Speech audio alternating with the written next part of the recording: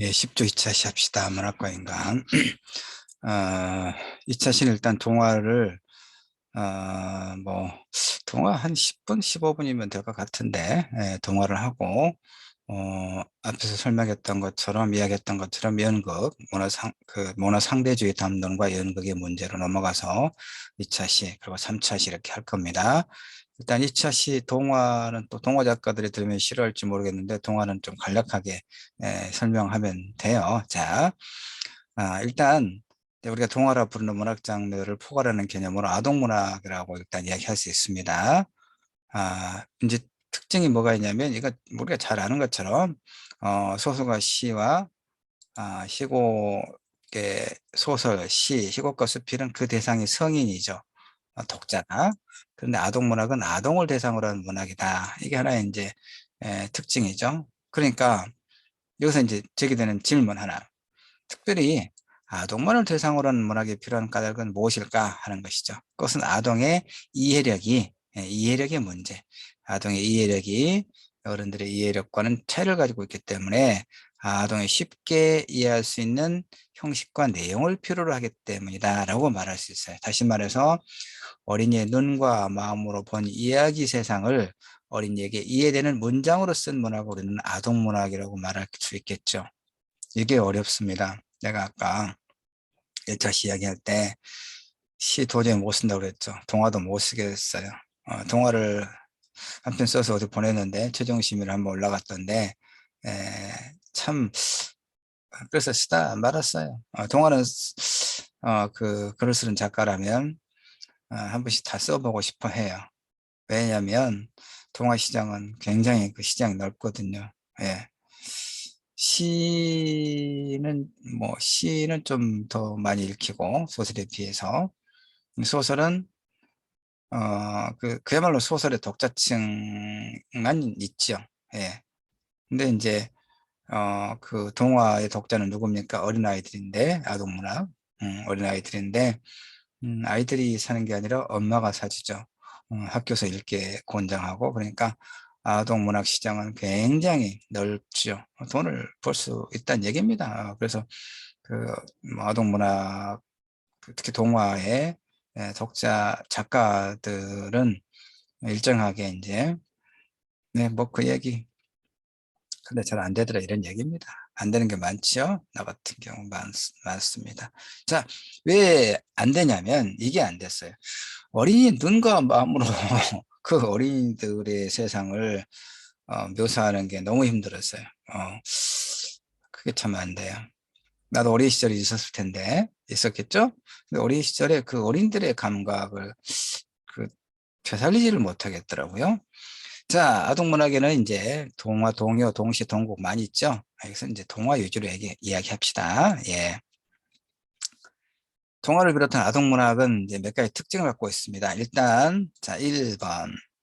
아동의 이야기, 쉬운 내용과 쉬운 형식과 내용. 그렇죠? 아이들이 잘 알 수 있는 어휘와 아이들 생활에 관계 있고, 무엇보다 아이들의 관심을 가질 수 있는 내용. 자, 두 번째. 다음엔 아이들 대상으로 한 문학이니까 소박하고 단순한 것이 많다. 이런 얘기입니다. 물론, 이제 고학년을 대상으로 한 동화 5, 6학년, 그 다음에 이제 중학생까지 넓혀서 청소년 문학, 청소년 소설은 매우 사실적인 내용을 담고 있는 경우도 많지만, 어쨌든, 인간의 자연적인 성품을 강조하는 소박한 정신의 강조, 이것이 여전히 동화의 미덕입니다. 아동문학은 아까 얘기했지만 대상 독자 계층이 많고, 그래서 이제 사실 뭐 작품 내용의 난이도가 심하죠, 차이가. 왜냐하면 아동문화의 독자가 문장을 읽을 수 있는 때부터 유아 동화라고 하긴 합니다만은 성인이 되기까지 이제 아동, 뭐 청소년이라고 말할 수 있는, 예. 어쨌든 아동문학의 독자는 여타 문학의 독자에 비해 매우 두터운 독자층을 형성하고 있다. 그런데 아동문학의 대상이 아이들인데 반해서 내가 이제 아까 이야기했던 거, 아동문학의 작가는 성인이죠. 여기서 이제 어떤 일정한 갭이 발생해요.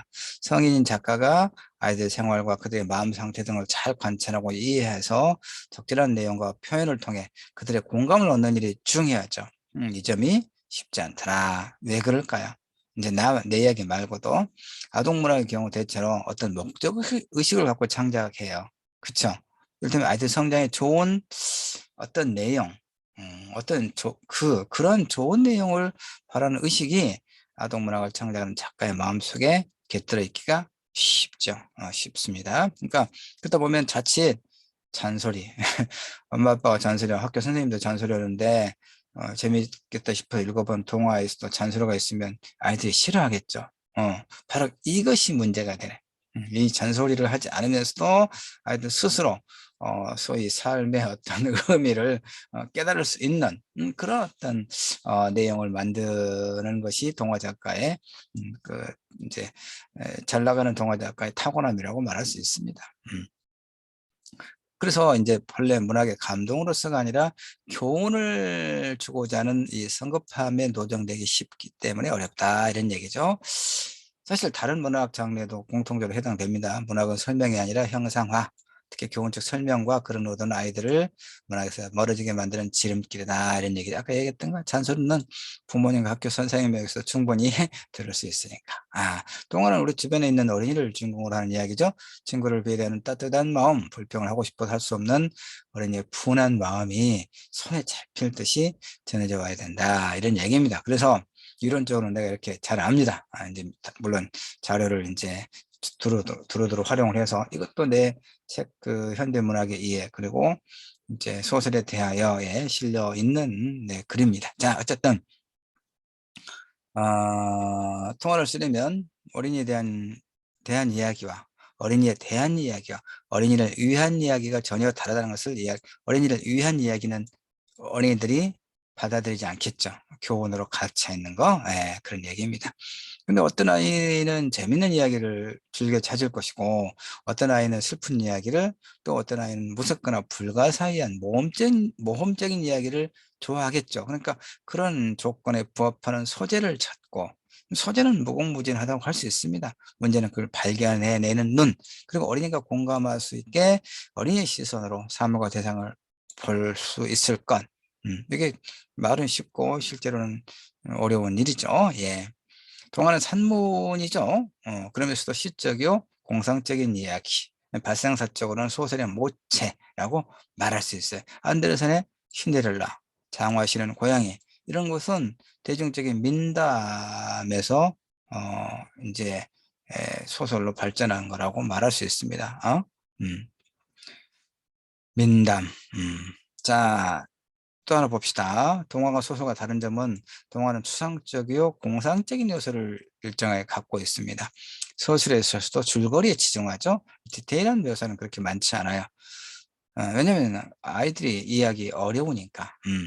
근데 소설은 치밀한 묘사, 장악하고 과학적인 계산 아래 쓰여지죠. 근데 동화는 함축성 있는 단순한 묘사로 그 내용에서도 공상적이고 초자연적인 세계를 그리는 것이 있죠. 뭐 해리포터 그 마법사 시리즈가 바로 이런 얘기죠. 그건 뭐냐? 아이들의 호기심과 공상력이 그걸 잘 받아들이는 상태에 있기 때문에 이 환상이나 공상은 현실 도피 위험이 있는 반대급부로 현실 너머 세상을 보게 하는 힘이 있다 이런 얘기죠. 그러니까 현실 도피의 위험, 공상, 환상은 현실 도피의 위험이 있습니다. 아,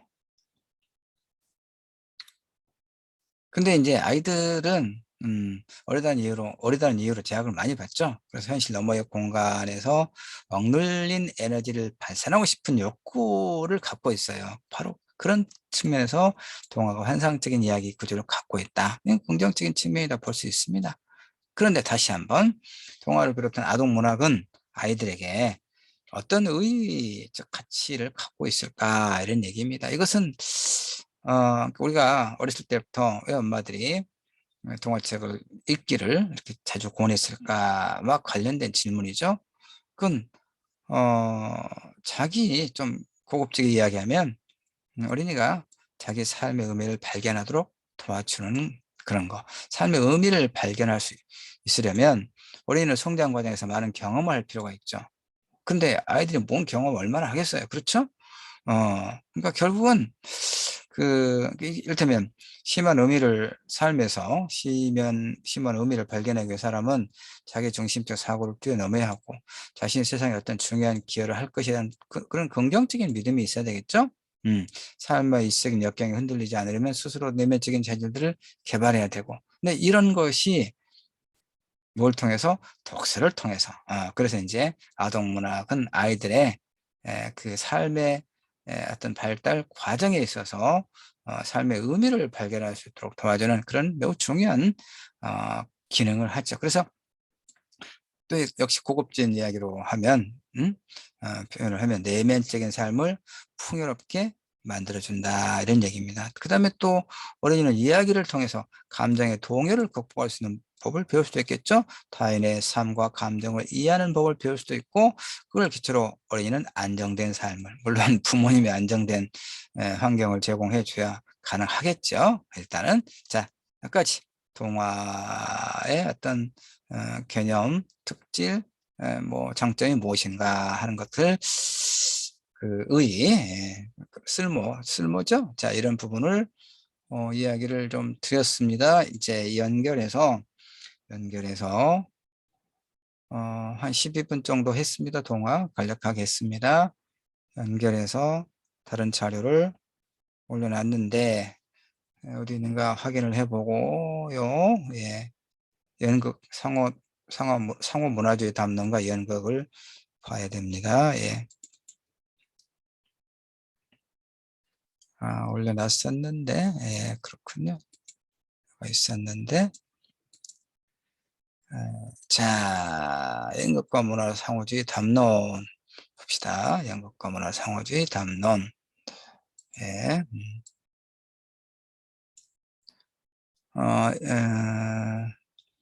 이거 이제 논문의 형식 중에서 이제 국문 초록 요약본입니다. 한번 볼까요? 요거 보면 이제 전체적인 내용이 어떻게 되어 있는가를 알 수가 있거든요. 자, 자신의 문화에 대한 확인과 타자의 문화를 수용하는 것 사이에는 일종의 긴장과 굴절이 있다. 그렇죠. 그래서 소통과 교류를 통한 타 문화의 이해란 좀 순진하기 이를 데 없는 생각일 수도 있다, 이런 얘기입니다. 왜냐하면 개인은 개인대로, 민족은 민족대로 자신의 정체성을 형성하기 위해서는 타자를 필요로 합니다. 그런 타자가 없을 때는 타자를 만들어내는 일도 불사했던 것이 인류 역사다라고 말할 수 있습니다. 바로 그런 측면에서 문화 상호주의 담론이 필요하다. 문화 상호주의 담론. 인류는 호모 레시프로쿠스의 탄생을 필요로 하더라. 호모 레시 혀가 꼬입니다. 레시프로쿠스는 뭐냐? 상대와 경쟁하지만 상대에 의존하고 협력하지 않고는 자신도 존재할 수 없는 인간. 21세기에 필요한 그런 인간이죠. 굉장히 철학적입니다. 그래서 이 글은 연극에 있어서, 특히 연극에 있어서 문화상호주의적 담론의 수용 양상을 검토하는 글입니다. 이를 통해서 소통과 교류를 통한 타 문화의 이해를 넘어서 자신의 문화도 객관적으로 바라볼 수 있는 어떤 상생의 가능성을 모색해 보고자 하는 그런 어떤 목표를 가지고 있다, 이런 얘기입니다. 그러니까 연극을 통한 문화 상호주의의 그런 어떤 수용의 어떤 내용을 살펴보겠다, 이런 얘기입니다. 그러니까 연극을 중심으로 놓고 소위 이제 다른 문화의 상호 이렇게 어떤 교환을 논의할 것이니까, 연극 앞에서 이제 뭐 시나 소설이나 수필, 동화처럼 연극의 이론에 대해서 설명하지는 않습니다. 예, 연극을 중심으로 한, 연극은 이를테면 희곡은 연극의 무대 상연을 전제로 한 대본이 이제 희곡이죠. 그러니까 희곡, 연극, 이런 것에 대해서 이론적인 그 설명은 하진 않겠다, 이런 얘기입니다. 알겠죠? 자, 이제 문화 상호주의라고 하는 게 뭐냐를 조금 설명해야 돼요. 핵심적인 것이긴 하니까. 예. 그래서 이제 오리엔탈리즘, 호모 레시프로쿠스는 이야기했고, 담론은 이제 서로 어떤 그 주고받는 어떤 의제를 이야기하죠. 뭐 디스커스를 또 우리말로 담론이라고 하니까 좀 어려운 것 같은데, 어떤 대화를 통해서 그 상호간의 어떤 주제에 대해서 상호간의 접점을 찾아가는 어떤 논의, 담론. 네, 그래서 문화상호주의 담론, 그러면 문화상호주의와 관련된 어떤 의견의 교환, 이런 걸 이렇게 이해를 하면 돼요. 자, 그래서 문화상호주의. 이제 그 예는 박지원은 개미는 코끼리를 열알기에서 아마 그렇게 써놨을 거예요. 개미는 코끼리를 볼 수 없고, 아, 참 뛰어난, 개미는 코끼리. 그렇죠. 개미는 너무 작아서 거대한 코끼리를 볼 수가 없어. 코끼리도, 또 코끼리는 또 너무 커서 작은 개미를 볼 수가 없어. 아, 왜 그럽니까? 개미가 코끼리를 보지 못하는 것은 보이는 대상이 너무 멀리 있기 때문이고, 코끼리가 개미를 보지 못하는 것은 대상물이 너무 가까이 있기 때문에, 그러니까 자신을 객관화해서 바라본다거나, 또는 다른 문화를 온전하게 이해한다고 하는 것이 바로 이렇게 어려운 일이다라고 하는 거야. 이 말을 내가 인용해서 설명하고 있는 이유는 알겠죠? 자신의 문화를 객관적으로 바라보는 일도 쉬운 일이 아니고, 타 문화를 온전하게 제대로 이해하고 받아들이는 것도 쉬운 일은 아니다, 이런 얘기입니다. 개미는 코끼리를 볼 수 없고 코끼리도 개미를 볼 수 없다는 말의 그 인용이 의미하고 있는 것이, 자, 어, 우리의 문화에 내재되어 있는 기본적인 가치는 우리 생애 초기에 습득한 것이기 때문에 너무 익숙해져서 우리는 그 자체를 의식하지 못하는 경우가 많아요. 그래서 이제 의식은 뭡니까? 어떤 말을 해야 될지, 어떻게 인사해야 할지, 언제 선물해야 할지, 이게 이제 문화적 산물 중에서 의식에 해당되는 부분입니다. 우상은 뭡니까? 어떤 문화 안에서 귀감이 되는, 흠모나 대상이 되는 사람들까지 포함해서 우상이라고 이야기합니다. 그 광화문 광장에 이순신 장군 상, 그다음에 세종대왕 상, 이 하나 이제 우상이기도 합니다. 우상이 부정적인 의미로 이제 기독교에서 그 신 이외에 나 외에 다른 걸 떠받들지 마라. 그래서 이제 우상 숭배라고 배격하고, 그런데 여기서 이제 우리가 말하는 우상은 하나의 그 문화권에서 그야말로 어떤 존경과 흠모의 대상이 되는 그런 것들을 이야기합니다. 자, 의식과 우상, 그리고 상징, 어떤 문화를 공유하는 사람들에게만 통하는 특별한 의미를 지닌 말, 동작, 그림 또는 대상이 존재하죠. 태극기는 이제 우리의 어떤 우리 국가의 어떤 정체성을, 그러니까 국민의 통합을, 애국가나 뭐 애국가는 이제 그 작곡가 안익태가 나중에 이제 친일했다고 해서 애국가를 바꿔야 된다라는 논의가 있지만 잘 안 되더라고요. 오랫동안 이제 불려졌던 것이라서 쉽지는 않겠죠. 어쨌든 뭐 그런 게 상징이죠. 태극기라든가 국가라든가 이런 것이 상징입니다. 그러니까 다시 이제 이런 의식과 우상과 상징, 이런 것이 우리가 태어나서 아주 어렸을 때부터 이렇게 우리의 의식 내지는 무의식에 들어있단 말이에요. 그래서 이 우리는 특별히 의식하지 않고도 그야말로 이런 의식과 우상과 상징을 매우 자연스럽게 자기화, 내면하고 있다, 이런 얘기예요. 그러니까 어떤 낯선 이국 문화 속에 있는 방문객은 제일 쉬운 것도 새로 배워야 하는 유아의 정신 상태가 될 수밖에 없다. 이 말의 의미를 알겠죠? 우리가 이제 어떤 외국에 갔을 때도 제일 쉬운 것도 새로 배워야 하는 유아의 정신 상태. 왜? 모든 문화는 자체적으로 이런 의식과 우상과 상징을 이미 가지고 있기 때문에. 알겠죠? 예, 그 얘기입니다. 그래서 가끔 이제 우리가 다른 나라에 가서 살려고 할 때, 그 다음에 지난번에 그 다문화 소설, 천원영의 잘가라 서커스, 송은일의 사랑을 묻다에서 조선족 처녀 림혜화, 그 다음에 또 사랑을 묻다에서 이름은 부영이죠. 부영이 무슨 부영인가? 하여튼 혜화와 부영, 그때 우리가 살펴봤던 것처럼 새로운 환경에 지니고 있는 이런 상징과 의식은 이해는 하지만 그것을 자기 것으로 화하기는 굉장히 어려운 문제예요. 그래서 이제 우리가 다른 문화권에, 또 다른 문화권의 사람들이 우리에 왔을 때 그 일정한 고통과 무력감을 느끼게 되고 타 문화에 대한 적대감을 갖게 될 수도 있단 말이에요. 그러니까 그래서 소통과 교류를 통한 타 문화를 이해하는 것은 그걸 통해 자신의 문화도 객관적으로 바라볼 수 있는 좋은 계기가 될 수 있다 하는 겁니다. 그러니까 이 글의 이 논문의 서론 부분에서는 왜 이제 연극을 통한 다문화 그 문화 상대주의적 관점이 중요한 가치가 있는가를 이제 설명하기 위해서 이렇게 서론에서 이런 부분을 이제 제기하고 있는 거예요. 알겠죠? 예. 어, 타문화 간의 접촉은 오래전부터 있어 왔죠. 그런 의미에서 보면 순수한 혹은 절대적인 고유 문화는 어쩌면 존재하지 않는지도 몰라요. 아니 근데 존재하지 않는다고 볼 수는 없죠. 있죠. 있는데 뭐 어떤 그 소위 전쟁이라든가 전쟁을 통해서 그런 거죠. 전쟁을 통해서 전염병이 이렇게 옮겨갔듯이 서로 간에 이제 문화가 섞이죠. 그러니까 어떤 문화는 완전히 소멸해 버리는 거죠. 그 고대 아스텍 문화인가요? 멕시코에 이런 문화가, 그러니까 소멸한 문화도 굉장히 많죠. 언어도 그렇고. 근데 이제 이렇게 서로 교류하면서 또 이제 좀 더 꽃을 피우는, 우리 문화 같은 경우 사실은 그렇게 볼 수 있지 않겠습니까? 이것도 국뽕인지 모르겠는데. 음. 자, 그래서 이제 내가 그래서 문제 삼고 있는 건 이거예요. 타 문화가, 타 문화간의 이 접촉은 아주 오래전부터 있어 왔기 때문에 그렇게 보면 순수한 절대적인 고유 문화란 이제는 없지 않겠느냐. 모든 문화가 그렇게 융합돼서 그러겠죠?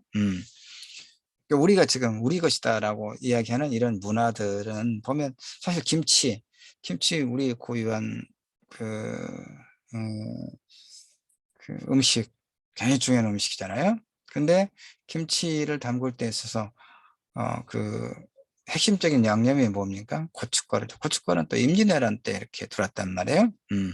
물론 임진왜란이 아니었어도 그 자연스럽게 이제 서역의 상인들과 교류할 기회가 있었다면 이제 전파는 됐을 텐데 어쨌든 임진왜란을 이제 그런 과정에서 또 들어왔고, 그러니까 이렇게 그다음에 우리가 최근에 이제 주술 논쟁 많이 하는데 그 샤머니즘이라고 하는 것도 이게 우리의 토속 신앙이라고 이야기하지만 대체로 이게 자연 발생적으로 우리 문화권 내에서 자생적으로 생겼다기보다는 아니 이제 그게 그 고대 사회에서의 그 어떤 하나의 의례로 각각 행해졌기 때문에 그 자연 발생적으로 생겼다고 말할 수도 있지만 덜에는 우리가 불교도 그렇지 않습니까? 우리 전통 종교라고 이야기하는 불교도 사실은 자연 발생적으로 생긴 게 아니라 인도에서 중국을 통해서 또 이렇게 들어왔고, 또 우리는 이제 그 백제 때 또 일본에 이렇게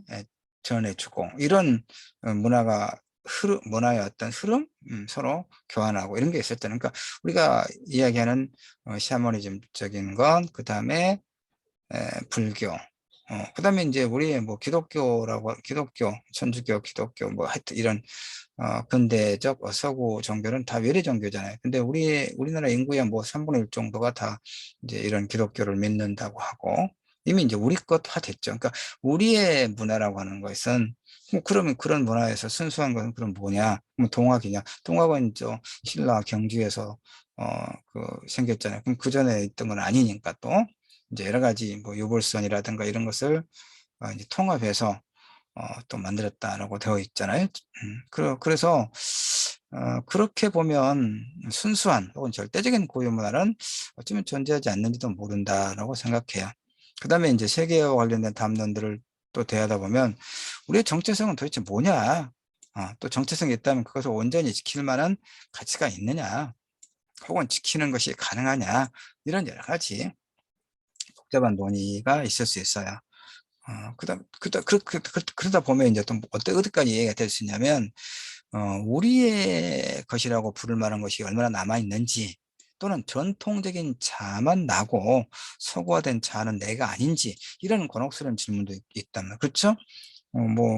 조선시대의 지배 이데올로기는 유교였고, 유교 중에서도 이제 그 주자학, 그 주희가 해석한 공자, 맹자의 사상, 이걸 주자학이라고 하고 또 성리학이라고 하는데, 이것이 또 조선 사회 500년을 지배했던 이데올로기고, 그런 문화와 의식의 문화 제도 의식이 뭐 우리 오늘날 우리까지에게도 일정하게는 이렇게 작동하고 있다고 봐야 되는 거잖아요.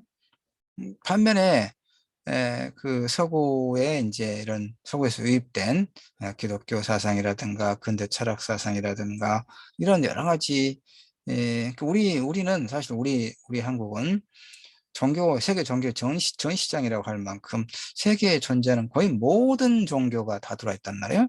그럼 무엇이 전통적인 자냐? 그 전통적인 자는 뭐고 서구화된 자는 또 뭐냐? 이런 여러 가지 어떤 정체성과 관련된, 문화적 정체성과 관련된 질문을 할 수가 있죠. 우리는 뭐 평소에 한복은 우리 고유의 전통 의상이라고 우리가 알고 있지만, 우리가 평소에 한복을 입고 다니진 않죠. 거추장스럽기도 하고 뭐 그런 불편하죠. 생활하기에. 그래서 대체로 이제 우리가 양복이라고 일컫는 그 남성이나 여성이나 하여튼 양장 그러면 촌스러운데 하여튼 그런 이제 서양 복식들이 일반화된 거죠. 그러니까 대부분 일반화됐죠. 이게 전 세계적으로 각각의 고유한 전통 의상은 있지만 의례의 경우에만 그런 걸 입는 것이고, 일반적으로 일상적으로는 또 소위 이제 서구에서 연원한 그런 복장을 세계적으로, 이 세계화 시대 그렇게 됐죠. 자, 어쨌든 이런 여러 가지 이제 복잡한 질문들이 있을 수 있어요. 자, 그런데 내전이 문제되는 것은 뭐냐면, 자아에 대한 인식이라고 하는 것은 항상 타자에 대한 인식으로부터 비롯돼요. 또는 타자에 대한 인식과 더불어, 그러니까 쉽게 말해서 나는 다른 사람과의 비교를 통해서, 그러니까 내가 누구인가는 다른 사람과의 비교를 통해서, 이를테면 내가 남성이잖아요. 그러면 성 정체성과 관련해서는 다른 여성, 그러니까 어떤 상대성의 개념을 통해서, 그러니까 내가 남성일 수 있는 이야기는 여성이 있으니까 나는 남성이고, 또 여성은 남성, 물론 간성도 요즘에 이제 뭐 우리가 인정하고 그러죠. 그다음에 이제 뭐 트랜스젠더라든가 이런 소수적인 성도 뭐 인정하는 추세고, 그런데 어쨌든 내가 성 정체성에 있어서 내가 남성인가 여성인가, 그러니까 남성이 있고 여성이 있고 상대성을 성의 존재가 있으므로 내가 남성이거나 여성이거나 이 말이야. 알겠죠? 자아에 대한 인식은 타자에 대한 인식으로부터 혹은 타자에 대한 인식과 더불어 비롯된다, 이런 얘기입니다. 자신의 문화에 대한 확인과, 그래서 자신의 문화에 대한 확인과 타자의 문화를 수용하는 것 사이에는 일종의 긴장과 굴절이 있죠. 그래서 소통과 교류를 통한 타 문화 이해란 어쩌면 순진하게 이를 데 없는 생각일 수도 있어요. 개인은 개인대로, 민족은 민족대로 자신의 정체성을 형성하기 위해 타자를 필요로 하고, 그런 타자가 없을 때는 타자를 만들어내는 일도 불사했다. 이건 제국주의 시대를 이야기하는 거죠. 예. 바로 그렇기 때문에, 역설적으로 바로 그렇기 때문에 문화 상호주의 담론이 매우 필요하다, 이런 얘기입니다. 예. 자, 근데 이제 문화 상호주의를 바라보는 관점도 서로 또 좀 다른 관점이 있을 수 있어요. 역사를 바라보는 관점도 뭐 이야기했을 법한데, 다른 문학이란 무엇인가 공부할 때 랑케의 실증주의 사학, 그다음에 에드워드 카의 대화주의 내지는 뭐 역사주의, 이렇게 서로 음, 엄정한 객관적 기록이다. 그건 엄정한 객관성이라고 하는 것은 가능하지 않다. 이런 이제 역사 서술에 있어서 상반된 관점이 있죠. 문학도 뭐, 소위 순수문학과 현실 참여문학, 이렇게 서로, 어, 무엇이 문학의 본질이고, 문학다운 문학인가를 논할 때 서로 부딪히는 그런 관점이 있는 것처럼, 문화 상호주의를 바라보는 상반된 관점도 있겠죠? 자, 하늘이 푸르다. 자, 하늘이 푸르다. 이런 진술은 절대적 진리입니까?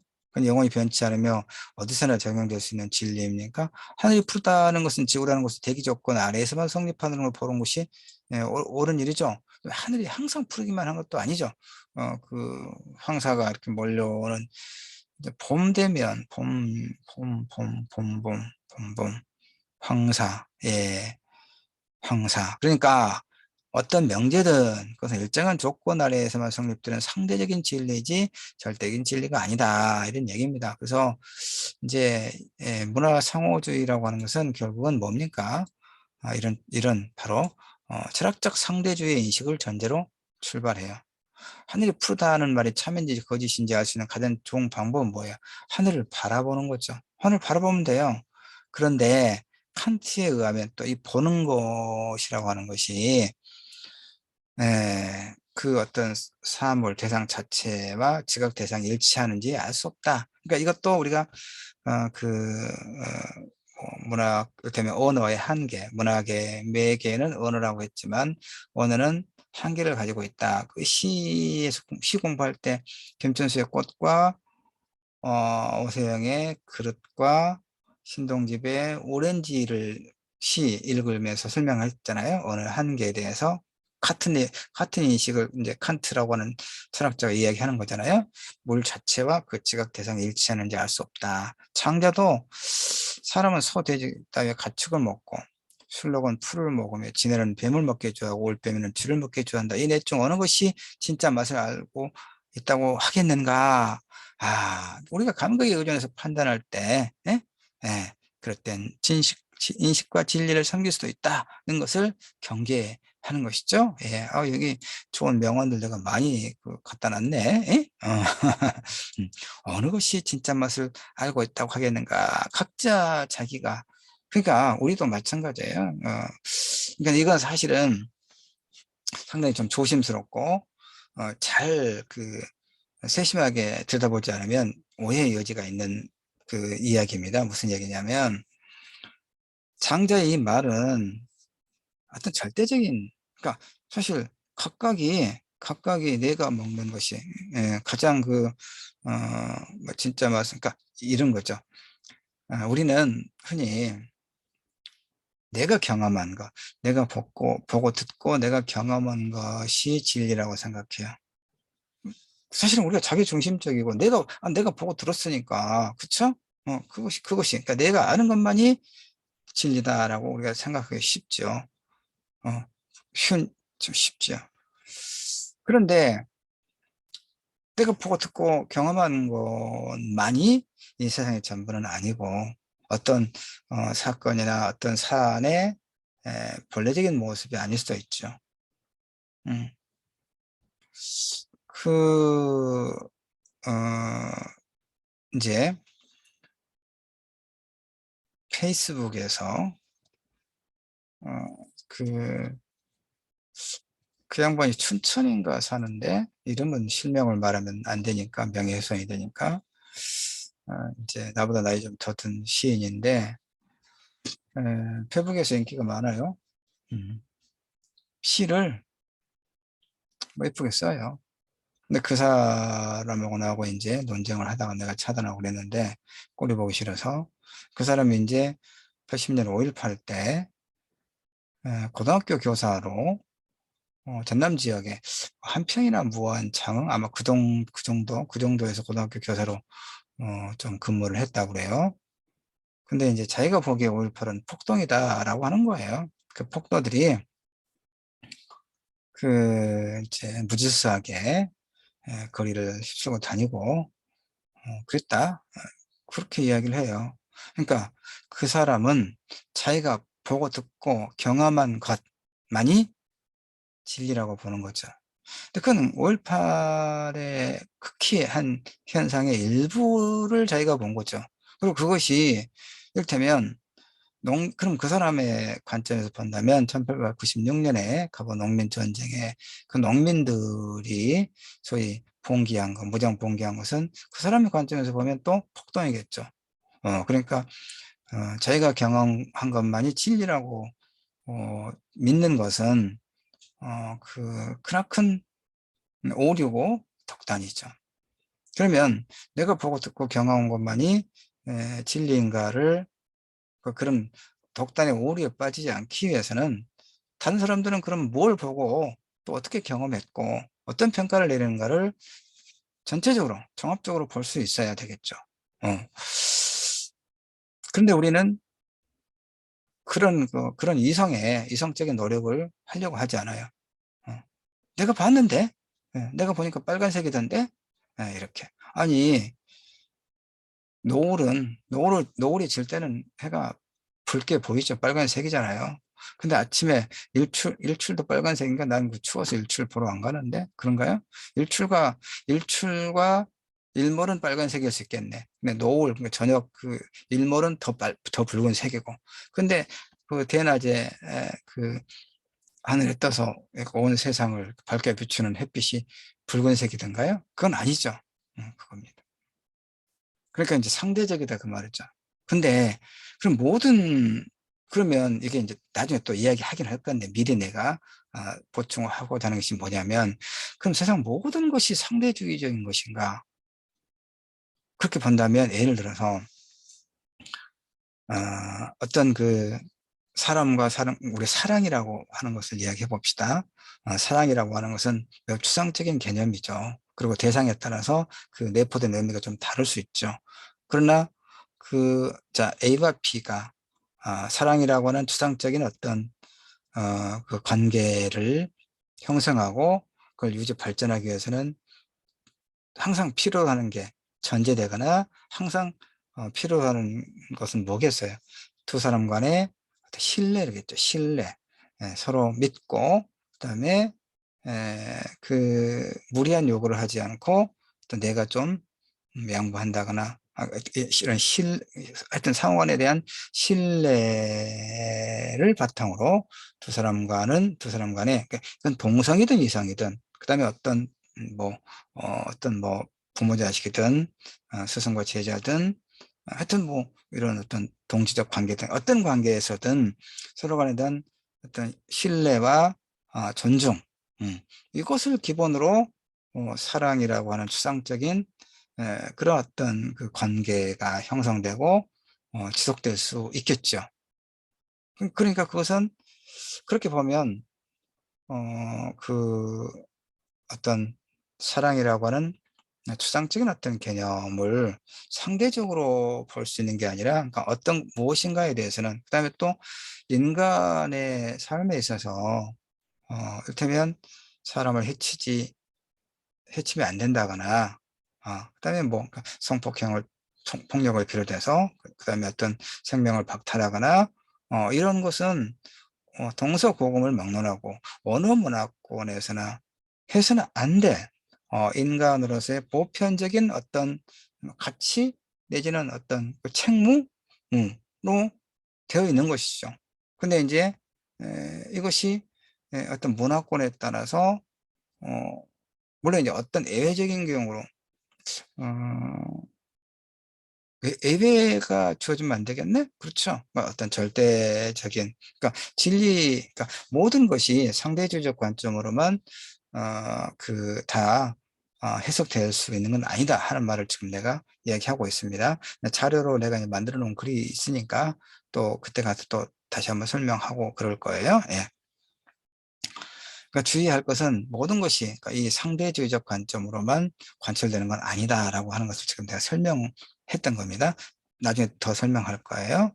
자, 그래서 이제 문화 상대주의의 등장 배경을 일단 제대로 이해할 것이 필요합니다. 그렇죠? 자, 문화 상대주의 또는 문화 상호주의, 예, 상대주의, 상호주의. 상대주의가 있으면 절대주의가 있겠죠. 그래서 이제 오리엔탈리즘의 이야기로 들어가는 겁니다. 아까 키워드로 놔뒀던 오리엔탈리즘 설명을 할게요, 이제. 자, 문화 상호주의 또는 문화 상대주의를 이해하기 위해서는 이제 오리엔탈리즘에 대한 이해가 필수적이다, 이런 얘기입니다. 자, 오리엔탈리즘은 또 뭐냐? 여기. 자, 자신들이 세계 중심이다. 자신들의 문화가 세계사적으로 보편 문화다. 가장 진보한 문화라는 우월의식, 이게 자문화 중심주의라고 합니다. 이건 이제 서구의 유럽 중심주의죠. 이것은 고대 그리스 헬레니즘 문화로까지 거슬러 올라갑니다. 이성적이고 합리적인 문화를 추구하는 헬레니즘 문화는 그리스가 주변의 소아시아 문화를 흡수하면서 발전해간 그런 문화거든요. 이 과정에서 그들은 중심으로서 헬레인과 주변인으로서의 아시아인으로 구분합니다. 이러한 구분은 점차 서구인들의 의식 속에서 자기 중심주의, 자문화 중심주의, 깊은 뿌리를 형성하게 돼요. 이것은 그러니까 이제 문명의 중심, 자신들이 문명이고 세계 중심이다라고 하는 그런 이성이다라고 하는 의식, 헬레인, 서유럽 사람들, 그다음에 이제 비유럽 세계, 아시아, 여기는 아시아라고만 되어 있지만 아시아와 아프리카, 비유럽 세계에는 주변부에 위치하고 있고 비성적인 주술적인 그런 문화다라고 이야기하는 겁니다. 열등한 문화다라고 하는 겁니다. 이것이 유럽인에 의한 비서구권의 지배를 정당화하는 제국주의의 근거로 활용되는 겁니다.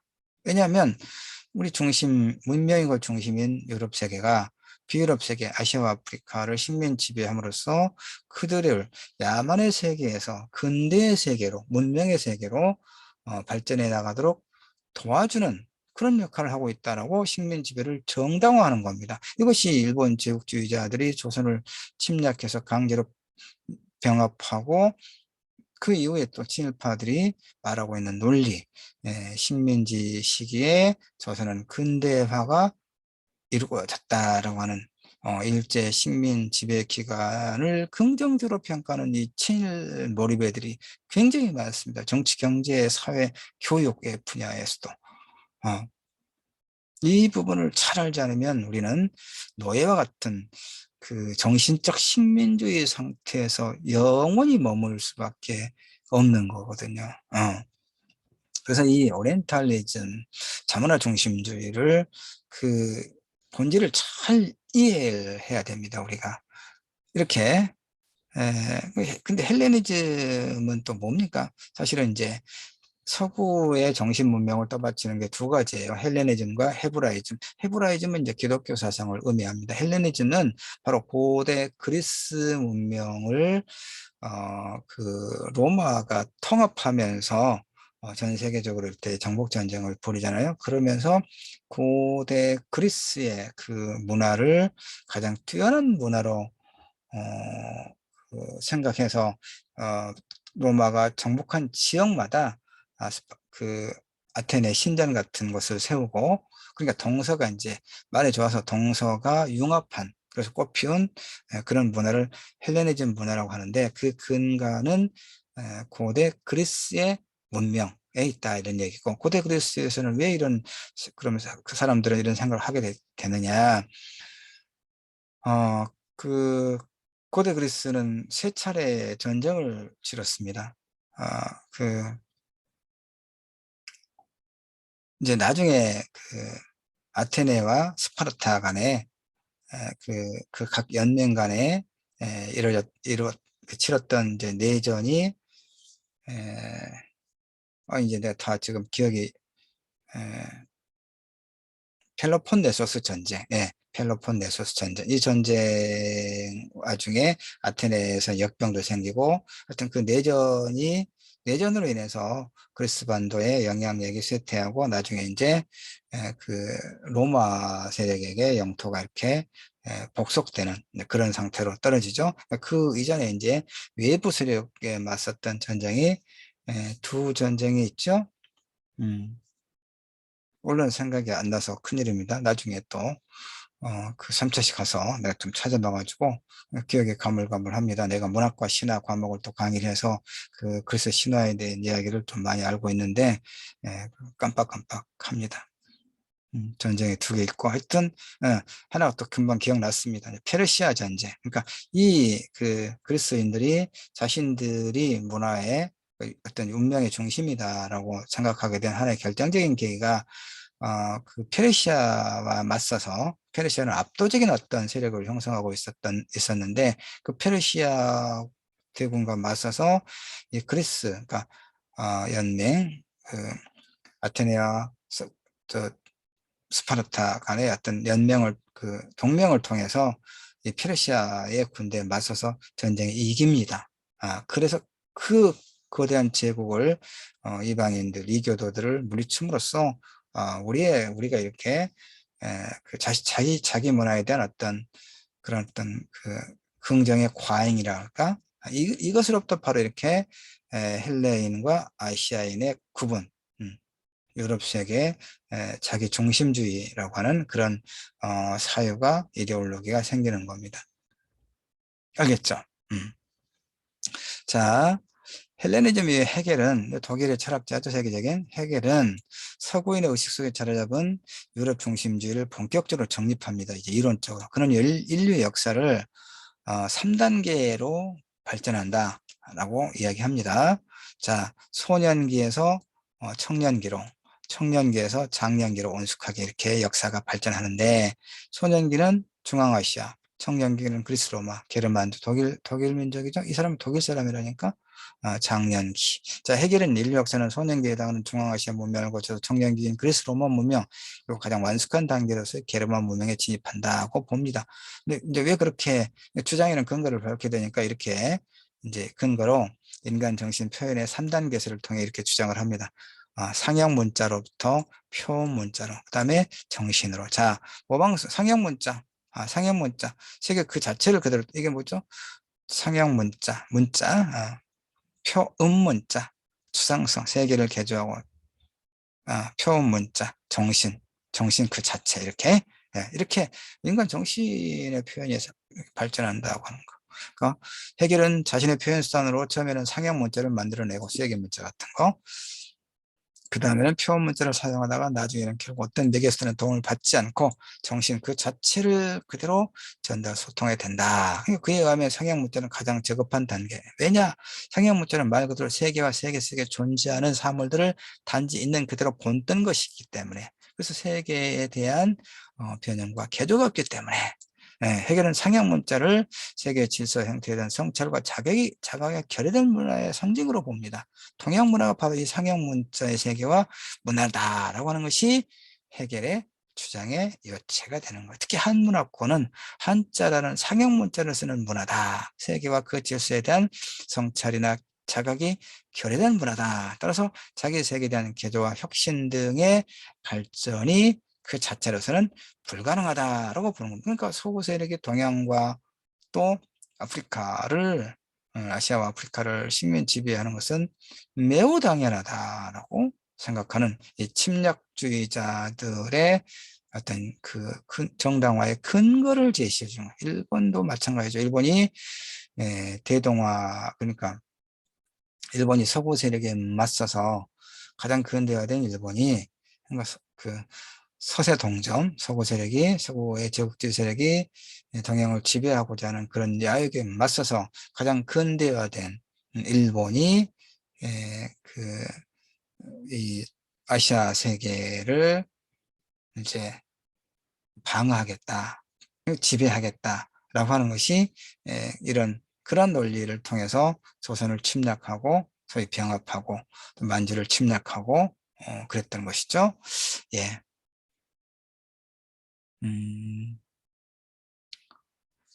해결에 있어서 모든 것은 처음부터 시간적입니다. 세계와 존재의 본질이 생성이며 시간적이다. 존재의 본성이 변증법적이다라고 보죠. 존재의 본성이 변증법적이면서 동시에 시간적이라고 하는 것은 모든 것은 정신이다라는 명제로 표현됩니다. 해결 철학의 근본 전제는 이렇게 모든 것은 정신이다라고 이런 명제에 들어 있습니다. 해결에 있어서 모든 것이 정신이며 로고스죠. 이성이다. 이성. 세계의 본질이 시간적이라는 사실은 영혼과 시간을 분리시킨 플라톤 이래 서양의 서양 철학의 오랜 전통이기도 합니다. 예. 자, 조금만 더 해야 되겠군요. 데카르트 역시 자와 타자를 뚜렷하게 구분짓는 이분법적 사고를 통해서 타자보다 우월한 자라는 인식을 형성한 공로자예요. 사실은 데카르트. 예. 자, 이렇게 그 해결의 맛, 상형 문자는 세계를 번뜬 것에 불과하다. 한점은 없고 세계에 대한 개조와 혁신이 부재하는 세계다. 이것으로부터 소위 동양 정체론의 기초가 마련됩니다. 동양은 자체적으로 발전이 불가능한 정체된 사회다. 이런 얘기죠. 이것이 바로 근대의 서구인이 동양에 대해 생각하고 있는 가장 일반적인 거짓 신화죠. 이러한 생각 단초를 해결이 보여주고 있습니다. 칼 막스도 독일 사람이죠. 공산주의 이론을 만든 사람인데, 인간이 자본 혹은 억압의 사회 구조로부터 평등과 해방을 주장했죠. 그럼에도 불구하고 이 사람 역시 이제 이게 그 유대계 출신 독일인일 거예요. 그 동양 및 비서구에 대한 관점에서는 해결의 논리와 똑같습니다. 그러니까 마르크스는 인류의 집단적 토지 소유 형태 3단계설을 통해 이렇게 주장합니다. 아시아적 형태와 그리스 로마적 형태, 게르만적 형태. 아까 해겔과 같은 논리죠. 해겔의 3단계 문명 발전설을 그대로 따르고 있습니다. 그러니까 타 종족에 대한 한 종족의 지배를 형성하는 고전적 식민 지배 형태로서의 로마적 모델을 인류 발전 한 단계로 보고 있죠. 그 어떤 도시와 제국 형성에 따르는 인간에 대한 혹은 노동력의 약탈을 막스가 외면하고 있는 거죠. 외면하고 있습니다. 그러니까 이제 결국은 이게 얼마나 그 모순적이냐면 마르크스는 영국의 인도 지배에 대해서도 영국이 인도를 식민 지배하는 것은 식민지적 수탈과 약취에도 그런 것도 없지 않아 있긴 있지만 서양의 발달한 물적 기초를 마련해주는 이중성이 있다라고 이야기합니다. 그래서 인도에 대해서는 인도에는 역사가 전혀 없거나 있더라도 지금까지 알려진 역사는 없다 이렇게 주장하거든요. 그 말은 저항도 변화도 없는 이 수동적인 사회에 번갈아 나타나 자신들의 제국을 건설한 정복자들의 역사일 뿐이다. 지금 우리가 인도 역사라고 부르는 것은 이렇게 이제 해석을 합니다. 사실 무서운 논리죠. 일단 여기까지 하고 2차 시 하고 3차 시에 나머지를 계속 하도록 할게요.